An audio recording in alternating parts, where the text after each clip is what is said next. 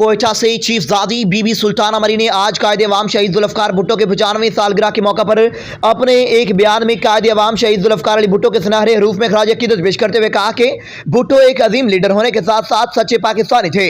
माना कि कायदे आजम ने पाकिस्तान को आजाद किया, मगर भुट्टो ने पाकिस्तान को एटमी कुव्वत बनाने के साथ साथ पाकिस्तान को सेको बावकार मुल्क बनाने के लिए 1973 के आइन दिया।